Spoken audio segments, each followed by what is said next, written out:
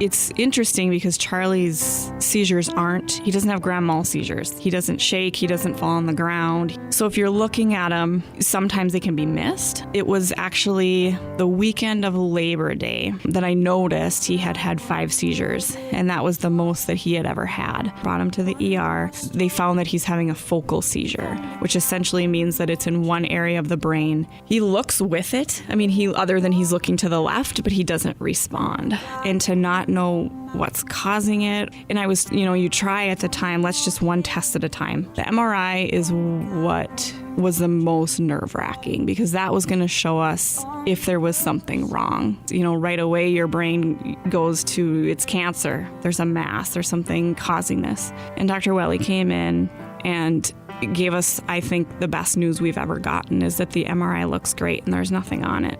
There's no mass. There's nothing showing us why he started having seizures. That next morning in the hospital, Dr. DeCock came in and he told us that, he said, this is going to sound really weird, but the best types of MRIs are the ones that give us a reason that we don't know why the seizures are happening. And the reason for that is because it means that nothing's wrong with his brain, which was relieving. And he said sometimes these things just happen. We don't know why. If it's, the brain growing, we have no idea. You've only got one more river to cross, one more storm to go through. You've only got one more journey to walk.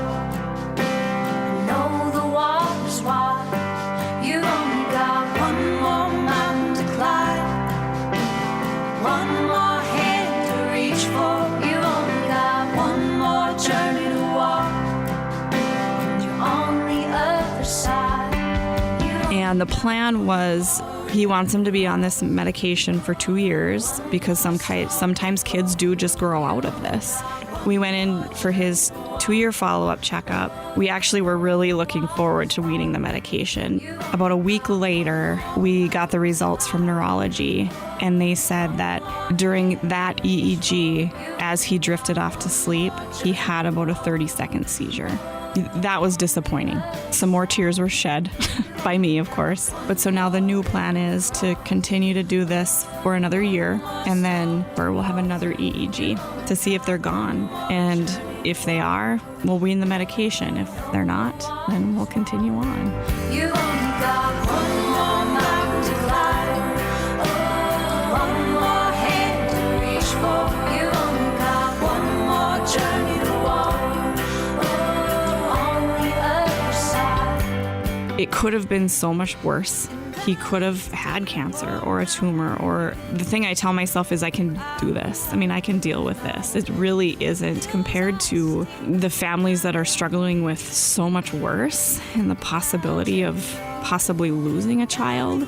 This is nothing. I mean, it's our thing, and it's frustrating at times, and it's a struggle sometimes, but it still is not. It could be so much worse. Tucker, he's 6 now. He just turned 6 in November, but he too, as well, we've dealt a lot with the Sanford system and specialty care, and simultaneously as Charlie's going through this as well, then Tucker's also going through. But Tucker's is a little bit different. Spina bifida. I thought spina bifida was something like it was a birth defect that you catch in an ultrasound that's super severe. Tucker's kidneys look great. There's no blockage. The only thing that we found was he has one kidney that's significantly smaller than the other one. Tucker had to have his MRI. Dr. Peterson called us and said that the MRI looks great and his spinal cord looks great. There's no concerns they could find on the MRI, and that we're just going to chalk this up to being something unique about Tucker. You've only got one more mountain to climb,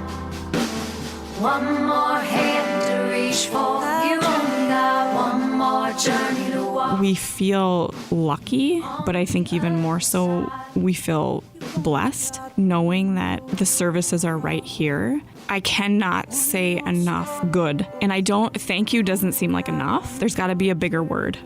But I don't know what that word is. For all of the people that we encounter, the child life specialists, the doctors, the nurses, the x-ray techs, the MRI people don't always realize the lives they're touching every day, whether that be a 5-year-old or from both of my boys when they started this whole thing, they were 5, to an adult and to their parents, and how important and how helpful They really are. And what a difference it makes, because it could be so different.